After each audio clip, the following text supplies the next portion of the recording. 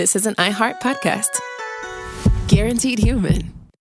If audiobooks are your thing and you've been meaning to listen to more of them, you should check out a podcast called Earsay, the Audible and iHeart Audio Club, hosted by Cal Penn. Each episode spotlights standout audiobooks on Audible across all kinds of genres: sci-fi, comedy, romance, thrillers, and more, with Cal talking to guests who help break down what makes each story worth listening to. It's a fun, easy way to discover your next great audiobook. Check out Earsay on the iHeartRadio app, Apple Podcasts, or wherever you get your podcasts. With no fees or minimums on checking accounts, it's no wonder that Capital One Bank Guy is so passionate about banking with Capital One. If he were here, he wouldn't just tell you about no fees or minimums. He'd also tell you about how Capital One cafes are open 7 days a week to assist with your banking needs. Yep, even on weekends. It's pretty much all he talks about, in a good way. What's in your wallet? Terms apply. See CapitalOne.com/bankguy. Capital One N.A., member FDIC. Welcome to Stuff You Should Know from HowStuffWorks.com.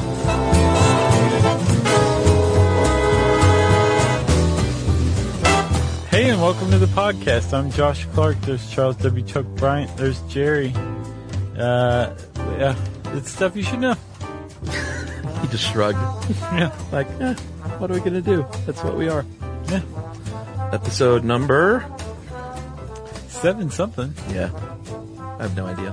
I don't either. It's in the 700s, though, folks. If you think there's only 300, because you're on iTunes, you're in for to be doubly surprised. Yeah, well, somebody tweeted recently, I've just found the How Stuff Works app, and there's way more Stuff You Should Know than there is on iTunes. I hate you guys now.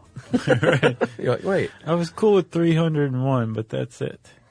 I had someone ask the other day if we feel like we're running out of topics. Clearly we are, because we're recording on Earwax today. Yep, exactly. What'd you tell them? Look for boogers in the near future. Mm-hmm. No, I said no, that sometimes it feels a little like, oh my gosh, what are we going to do? Yeah. But there's gazillions of topics in the world. At least. And gazillions is scientific. That's right. What is that? How many zeros? Is that a real number? I don't know. I don't think it is. Let's say 90 It's zeros. a real number if you're 8 years old. Right. But watch, it probably is a real number. Yeah. I think a jillion is a real number. A bazillion? A jillion definitely is. I would guess gazillion is by now. I might actually look that up. I mean, there's just like a handful of mathematicians who are in charge of naming that kind of stuff, you know? So, Chuckers. Yes. While you're looking that up, do you have earwax? Do you have problem earwax? No. I don't either. No, I wouldn't say so. It is a little distressing, though, even though we will find out it is awesome and exactly how it's supposed to work. Yeah. When it just sort of falls out of your ear onto your shoulder. Yeah. That's ideal, actually. Yeah, because earwax and your physiology in general doesn't care about what social group you're a part of. Nope. It's just like, here's some earwax on your shoulder. Deal with it. Although, and I didn't look up why this is true, apparently in northeastern Asian countries, like Korea and China, their earwax is a little different. They're more likely to have the dry earwax, Right. Which can be hard and red to black in color, which sounds gross, and flaky or pale yellow. Whereas over here we have that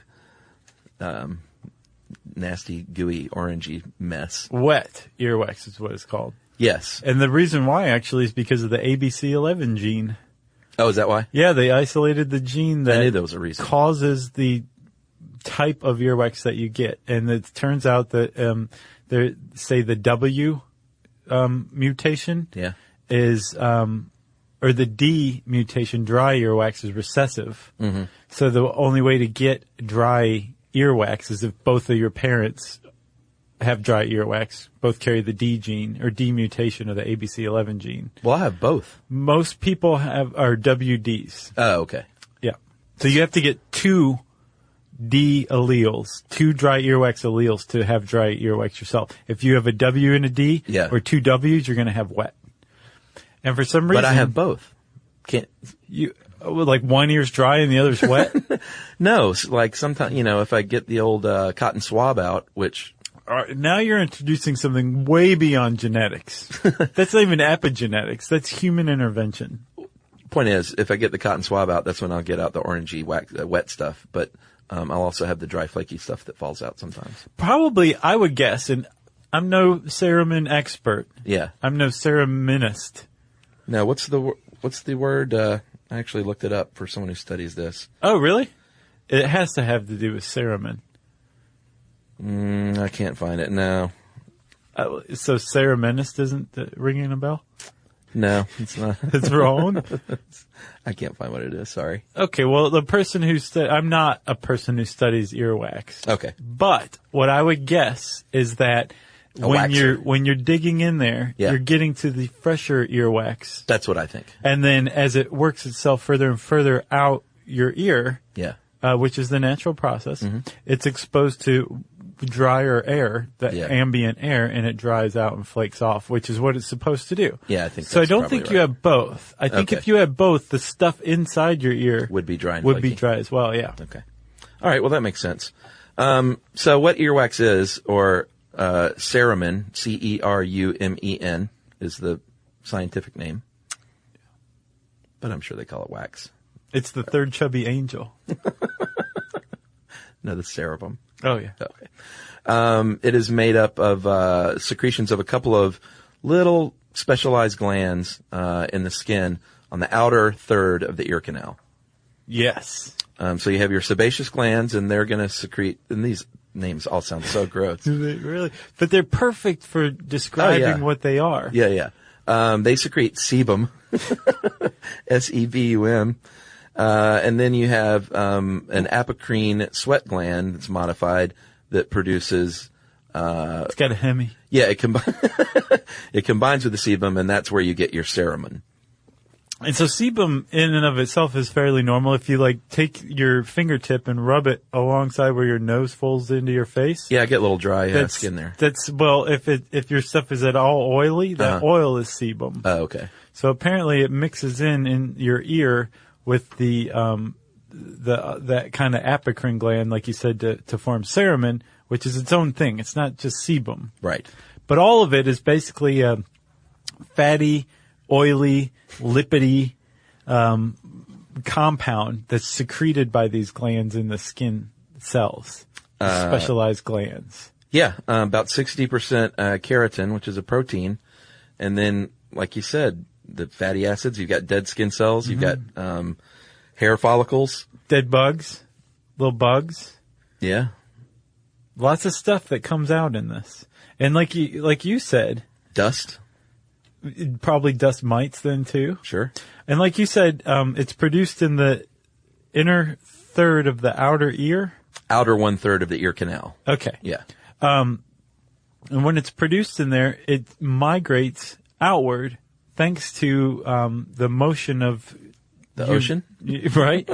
And you talking and chewing. Oh, is that what it is? Yeah, I couldn't figure out how does your earwax move, but it's just from jaw movement. Normal jaw movement moves the old or the newer stuff outward. Man. And as it's coming out, all the gunk and stuff that's protected your ear from are moved out with it. So the stuff that flakes off and falls on your shoulder, that everybody points and laughs at the party. Yeah.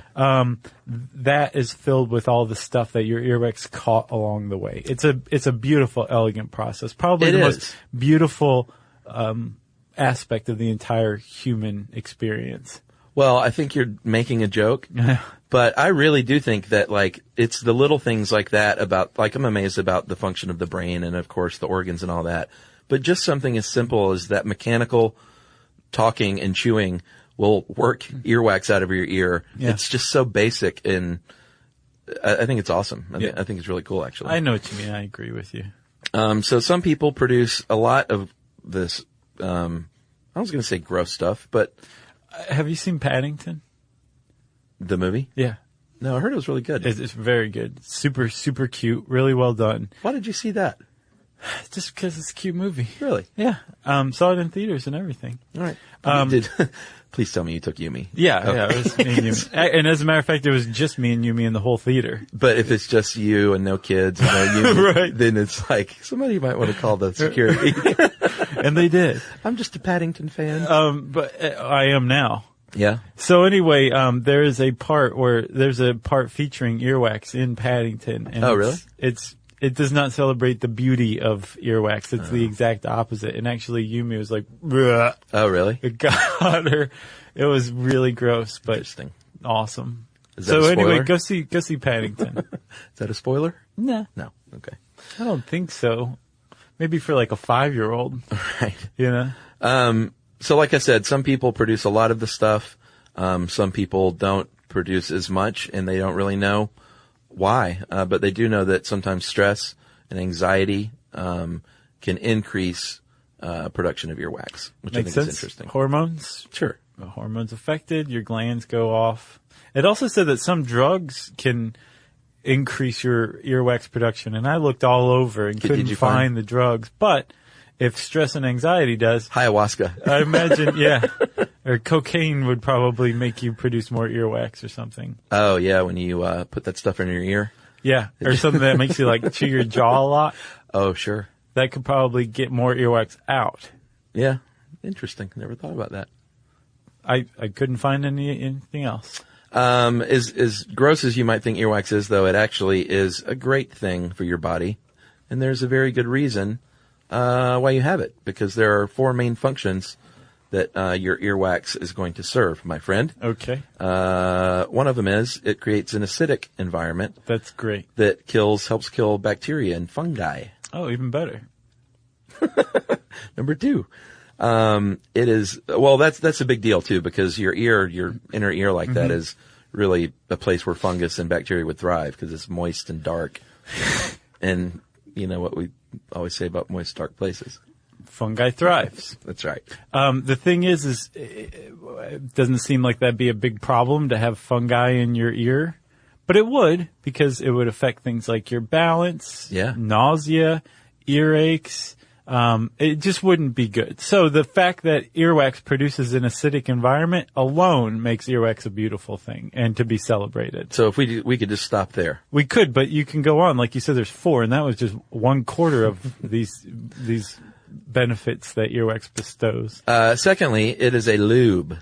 It lubricates your ear canal basically to keep it from drying out. And, you don't want the inner ear becoming all like itchy and dry and craggedy. No, and you want to hear something weird that a new personal hygiene thing I have to do as of yesterday, starting yesterday, something I'll probably have to do my whole life. Hair? I have to moisturize my ears now. I thought you were going to say hair inside the ear. I was like, I have been doing that for a while. Okay. I got a little fro inside there. An ear fro? Yeah.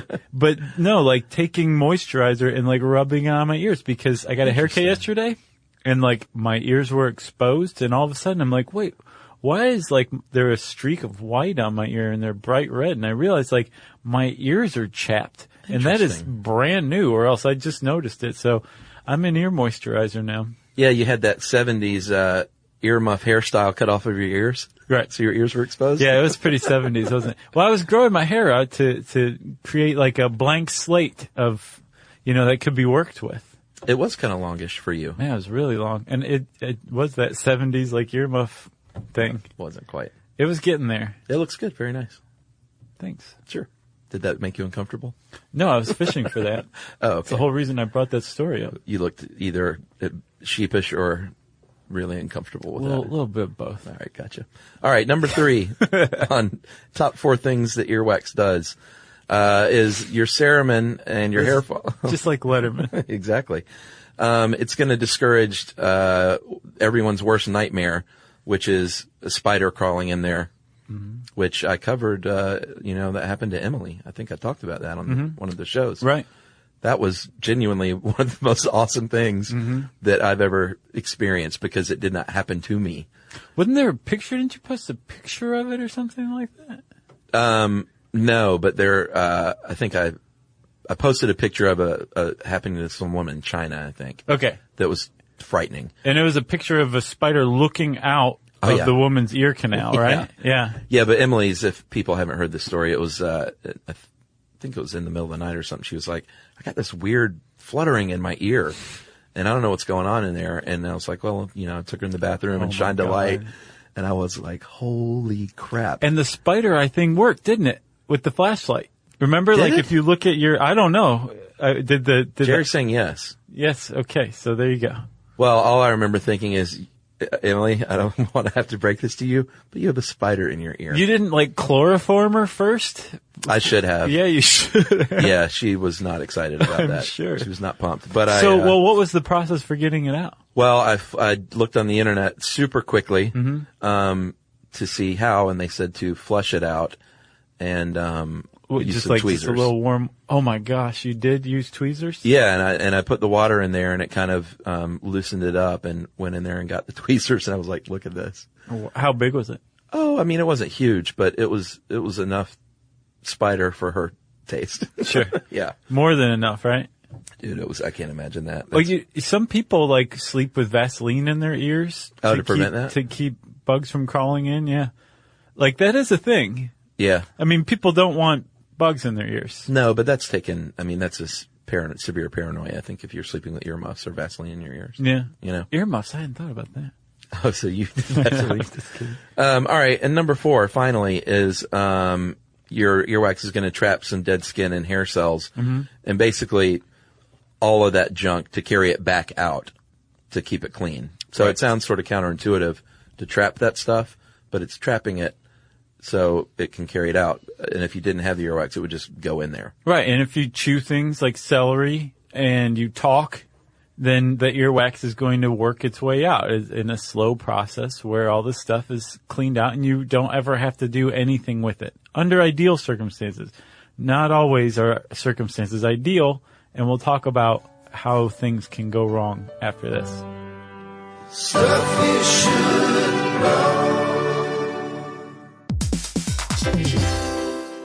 know. It's hard to believe that the first phone call ever happened over 150 years ago. Just think about that, Chuck. Yeah, it was a long time ago. And I'm Gen X, so I grew up talking on the phone with my friends in high school and stuff, and it was a really fond memory. And over all these years and all these phone calls, AT&T has been there, connecting people in meaningful ways. And this is more than a story of technological innovation. It's a story of human connection. That's right. Over that 150 years, there's been a lot of connection with people, whether it was me in high school or family connecting with one another long distance or those long distance relationships. And AT&T has been there for it all. Connecting changes everything. AT&T.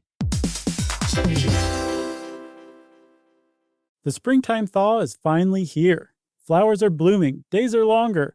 We're saying yes to more plans and finally getting outside, running, walking, just moving again. It's the perfect time to upgrade your everyday go-tos with Bombas. Take Bombas Sport Socks. They're super comfortable and designed with sport-specific tech for running, cycling, yoga, hiking, you name it. I use them to run in, and I can tell you they work beautifully. So head over to Bombas.com and use code SYSK for 20% off your first purchase. That's BOMBAS.com, code SYSK at checkout. Stuff you should know. Stuff you should know. Okay, Chuck. So ideally you don't have to ever think about earwax or anything like that except to brush it off your shoulder, right? Sure. But for some people, earwax can build up and become impacted. A lot of times it's because people mess with it, like with cotton swabs on a stick. Yeah. You may have seen the advertisement on the big game. I think they're just called cotton swabs. Right. Yeah. Okay.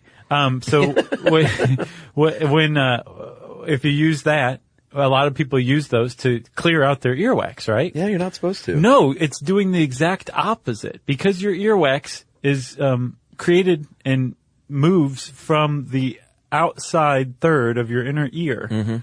When you rub a cotton swab on it, you're actually pushing it in further than it's supposed to be.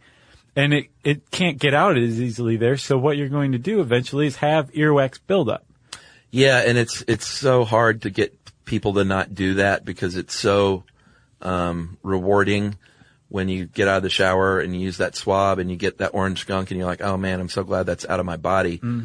But it's got a purpose. Leave it there. You're supposed to leave it there. Plus, using cotton swabs can lead to other kinds of dangers, like you can push too hard and perforate your eardrum. Sure. I think it really is true. You're not supposed to put anything larger than the end of a football in your ear. You can also clean it too much. Yeah. It can result in something called swimmer's ear. Yep. Where basically for people who spend a lot of time in the pool, their ears are constantly irrigated. Yeah. And the canal becomes basically free of earwax. And as a result, bad things can happen.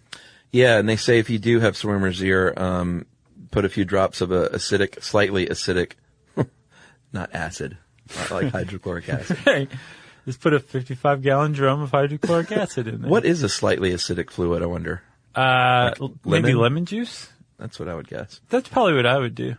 I hope we're not advising something that's really dangerous. No, as a matter of fact, maybe you should go look up what you should put in there, or go to your doctor. Yes, but they advise some slightly acidic fluid in the ear after you swim, and that reestablishes what should be a normal acidic environment. Yeah, because when you strip out that earwax, you lose those big four benefits, and all of a sudden your ear is dry and cracky, and you've got fungus and bacteria growing in there, and you get ear infections, and it's not fun. The big four. And back to creating a buildup of earwax, you get what's called cerumen impaction. Gross. And that is when, like, you have a bunch of earwax pressed against your eardrum. Yeah. And it can result in all sorts of stuff like headaches, nausea, earaches, coughing for some reason. And that can be from using Q-tips. People who use hearing aids run into this a lot. Yeah. And when your cerumen becomes impacted, you have to go to the doctor. That's right. Which my sweet wife had to go to the doctor when she was a little girl because she really? got earwax impaction. Yeah. Oh, no. And she said it sucked. Well, when you go to the doctor, if it comes to that, they're going to have quite a few techniques they could use. Ear syringing is one of them. And that sounds painful. It does. I don't think it is, though. I bet it's actually quite a relief. Yeah, that's not how I hear it. Oh, really? Is it painful? Yumi says it really is not fun. Well, I didn't know if that was like a 5-year-old Yumi or... Well, yeah. Yeah.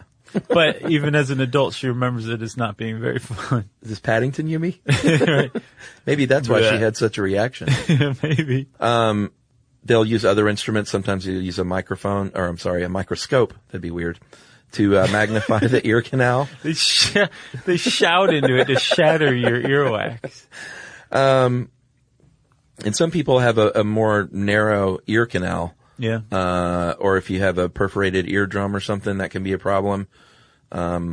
Basically, you want to go to a doctor. You could try some home methods like peroxide or maybe mineral oil. Yeah, apparently warm mineral oil kind of breaks it up a little bit. Yeah, that's one of my most pleasing memories as a kid when I had earaches, is my mom would like heat up mineral oil and put it in my ears. Yeah, I'll bet that was nice. Felt really nice. It's very warm. And for some reason I like the feeling of water closing my ear, like when I get in a pool. Oh, yeah, I'll bet probably because of that. Yeah, maybe so. I didn't think about that. Do you like that, or is it what? I was just imagining you just like crawl into the fetal position. Why is Chuck just floating in the pool like a baby? I've never had much of an affinity for water in my ears. Because some people hate it. I don't hate it. I don't like it. Yeah. And I'll bang on the side of my head if it feels like there's like a drop of water in there. Does that work? It can, not always. I think normally the water just has to dry. Right. Sometimes I get dizzy in my head. It hurts, yeah. I used to see when I lifeguarded, I would see swim team members do that though, and I was always like, I don't know if that just doesn't seem right. Once in a while it does. Yeah. And it just goes, and all of a sudden you can hear normally again. Interesting. I didn't see the reason for this though, but they did, in this one article I saw, have cautioned people against ear irrigation if you had diabetes. What? Yeah. Why? I have no idea. I meant to follow up on that. So we don't know what drugs cause an increase in earwax buildup, and we don't know why if you have diabetes, you shouldn't do ear canal irrigation. I don't know. They said not to use irrigation if you have a perforated eardrum. I get that. A tube in the eardrum, a weakened immune system, or diabetes. Huh. I have no idea. I don't either. I'll have to follow up on social media and let people know. Okay. But they do say if you do want to clean your ear, it's not like you can't clean your ears, but just wash your external ear with a cloth. But you should never stick something into your ear canal. Right. It's just no good. But it's interesting that the cotton swab business is huge. I mean, if you think about it, I don't want to say they shouldn't be selling these things. No, I know what you mean, though. Yeah, you know? Yeah. Apparently, I couldn't find out how much people spend on cotton swabs every year or how many are produced. We couldn't find out that either. But for 2011, apparently Americans spent $63 million on ear cleaning stuff, home ear cleaning stuff. And I imagine a lot of that went to cotton swabs, but also like home irrigation kits and stuff like that. Yeah, because you can get those at the drugstore, right? Right. And those are fine. I guess. Yeah. I don't know. I mean, everything is upside down right now. Well, no, I think the irrigation is fine if you don't fall into one of those categories that I mentioned. Because you're not sticking an object into your ear. That, and then if you don't do it too frequently to where you're Right. stripping the earwax out of your ear. Right. Because it's not like that thing just replenishes overnight, guys. I know. And, I use the cotton swabs, not a lot, but occasionally. But I'm not going to do it anymore. But it is, like I said, it feels so good to get a big hunk of that stuff out. Yeah, I've never been into those. Yeah, I'm not going to do it anymore. I'm going to tell Emily too. I'm going to burn all that stuff. All I do is I take some soap and lather up my hands, do the outside of my ears, and then I guess I just kind of follow the contours of the inside of my ears, and I'm trying to remember, do I go into my ear canals, and I think I intuitively stop. With your fingers? Yeah, at about the outside, so I don't really go into the ear canal, and then rinse it out and get off and get out of the shower, and then now I moisturize my ears afterward is the last step. That's great. The other thing too that of course you should never ever do, like cotton swabs is one thing, but like a car key, or bobby pin, or like a toothpick. What is wrong with you? I don't know. You should never ever stick something like that in your ear because you're just asking for trouble. Big trouble. All right. Well, after this break, we are going to talk about ear candling. Stuff you should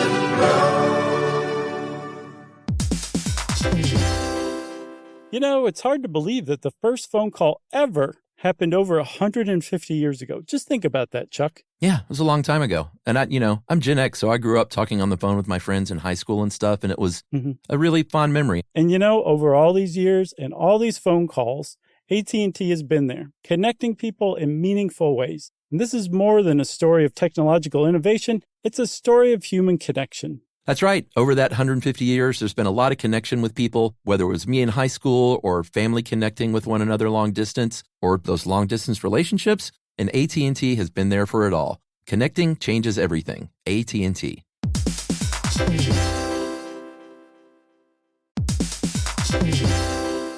Hey, everybody. I want to talk to you a little bit about Tide Evo because it represents over 10 years of innovation and product development. Tide Evo is a first-of-its-kind technology where tens of thousands of minuscule fibers are spun together to form a 6 times powerful layer packed with scrubbers, brighteners, pre-treaters, and fresheners. And that's going to deliver a breakthrough clean that's so powerful, it feels like magic. Yeah, it is kind of like magic. Tide Evo is revolutionary. A 100% concentrated, waterless laundry tile that's made of compressed microfiber soap layers rather than liquid or powder. And it's not like pods or sheets because it uses 6 layers of detergent fibers to deliver superior cold water cleaning without plastic packaging of any kind. And it provides a mess-free, lightweight solution that dissolves lickety-split. So whenever you run into a laundry challenge, turn to Tide Evo. It's revolutionary. It's magic. Try new Tide Evo. Real laundry magic. Stuff you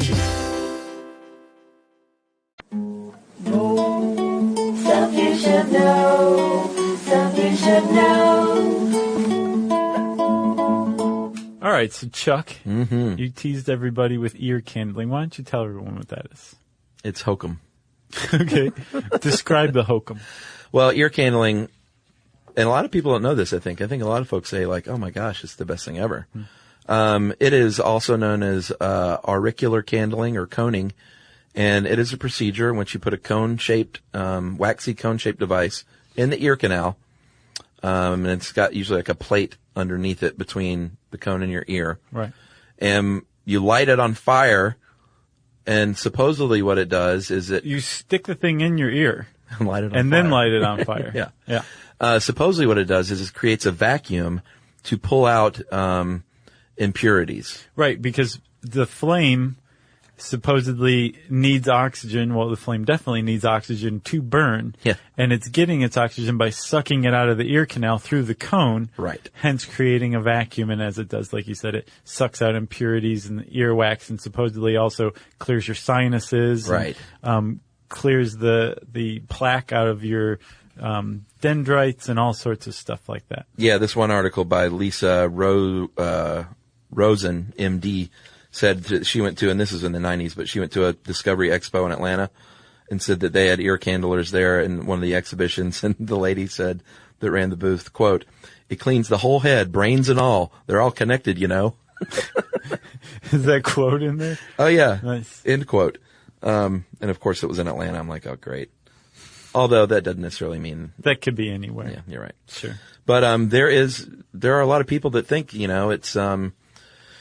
it's a cleanse for your ear, and it does connect to your brain, and it clears your head, and it's a spiritual thing, and they don't know where exactly it came from, but China and ancient Tibet and pre-Columbian South America, Atlantis. Yeah, they all are cited as places where it might have happened. Yeah, no one has any idea where this stuff originated. It could have been created in the U.S. in the 70s, for all anybody knows. Should we read some of the things that supposedly helps? Yeah, we should probably also say, if you haven't been able to tell by now, science has thoroughly debunked ear candling. That's right.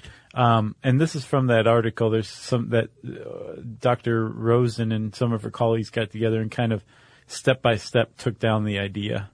Yeah, there's a list of like 40 things. We won't go through them all, but relieves vertigo, clears the eyes, purifies the blood, aids sinusitis, relieves earaches, opens and aligns your chakra, releases blocked energy, reduces stress and tension, stabilizes your emotions.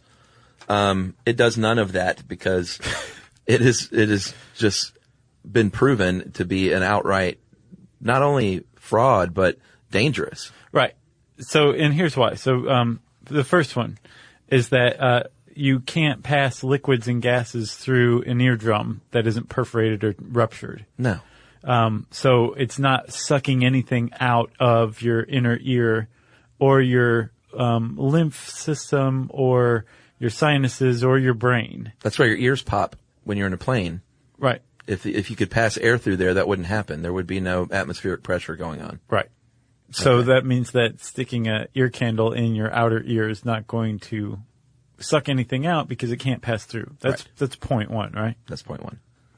Point two is oxygen it'll create that vacuum and suck out the impurities. Yeah, and that is just not true.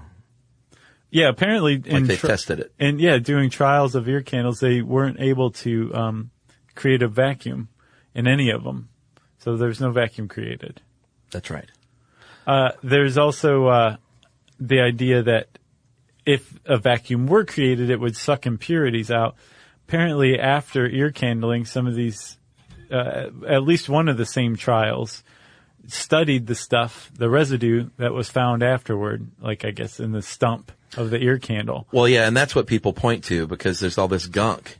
And they're like, look at all this stuff that came out of my ear. Oh, my God. Right. So what it turns out to be is ash from the ear candle and leftover wax from the ear candle, but not... It's just the ear candle. Not ear wax. No. Just the candle residue. Yeah, like they tested the substance. It is not cerumen. Okay. In any form or fashion. What about the idea that it's safe and effective?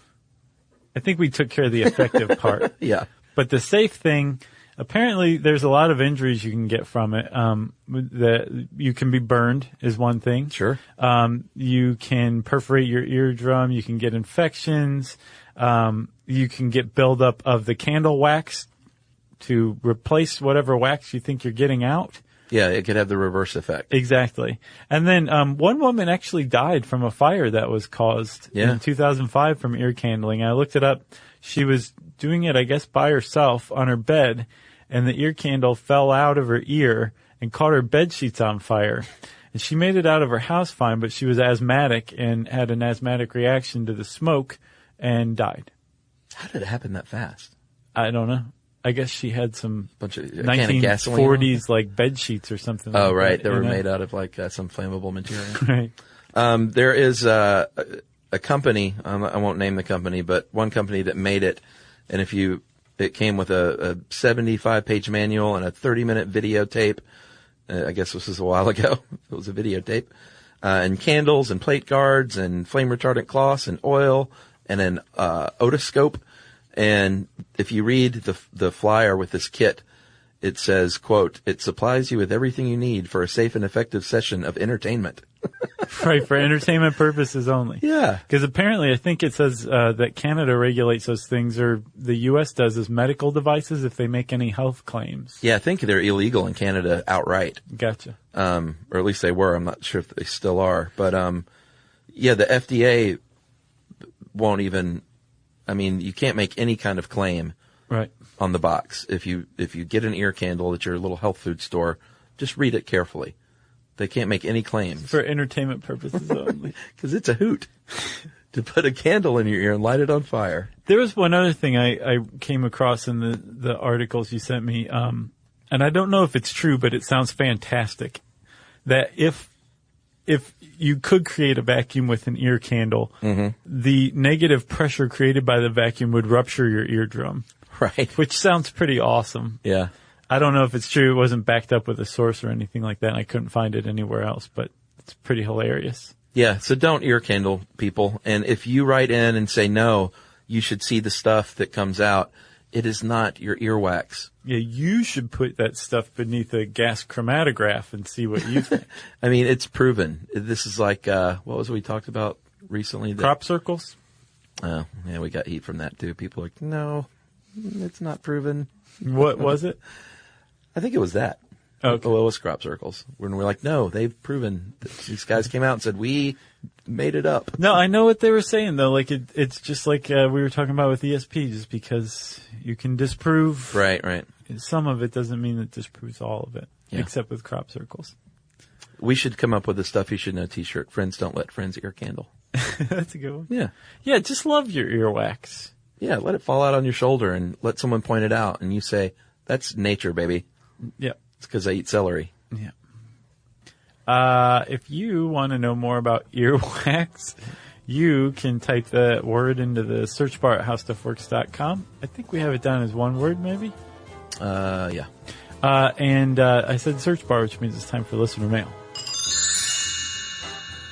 I'm going to call this ice cream follow-up. We got a lot of good stuff on ice cream. Yeah, we did. People really like that episode.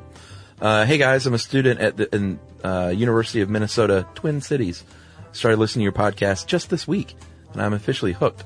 I'm listening to your podcast on ice cream, which is really interesting because I've worked in an ice cream parlor for the last 5 summers. Wilson's opened in 1906 and is still going strong today. One of the most famous restaurants in Wisconsin. There are definitely different types of vanilla ice cream. Yeah. We use 2 types, French or deluxe vanilla and purple vanilla. The label on this other vanilla is purple. We use purple vanilla for shakes and malts because it's less rich, allows for the flavor of the shake or malt to be more distinguished. We serve French vanilla and ice cream cones, sundaes, and floats.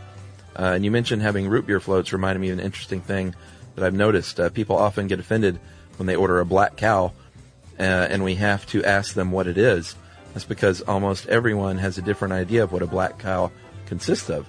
Some say that it's a root beer float. Some say that it's a root beer float with chocolate ice cream. Some say it's a Coke float. Some say it's a blended root beer float, etc., etc. Somehow they all got labeled as black cow. Thanks for giving me more ice cream knowledge. I'll actually be able to answer customers now when they ask what the difference between ice cream and frozen yogurt is. And that is from Andrea Nelson, and she says, P.S., those nasty cheap cones with the flat bottoms are known as cake cones. Yeah, I saw that afterward. Don't order them ever. If you're at Jason's Deli and that's all they got.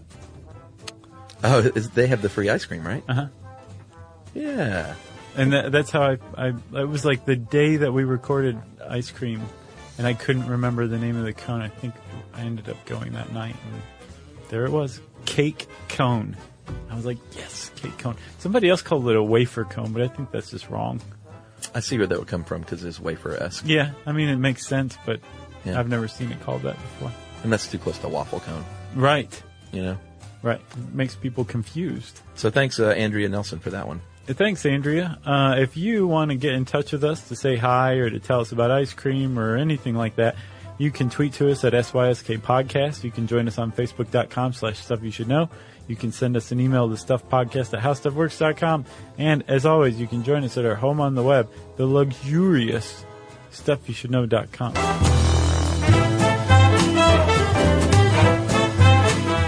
For more on this and thousands of other topics, visit HowStuffWorks.com.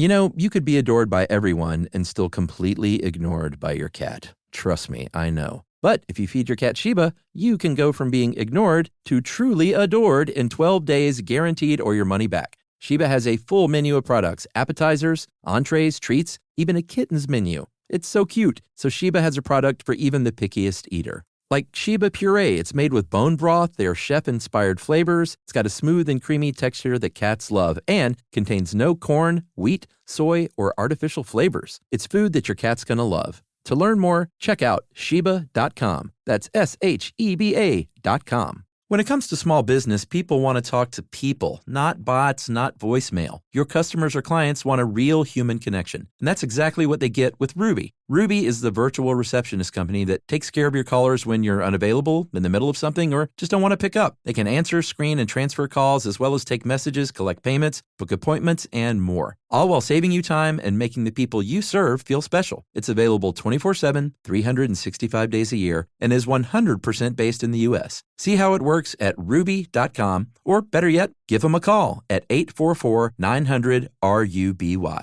This is an iHeart podcast. Guaranteed human.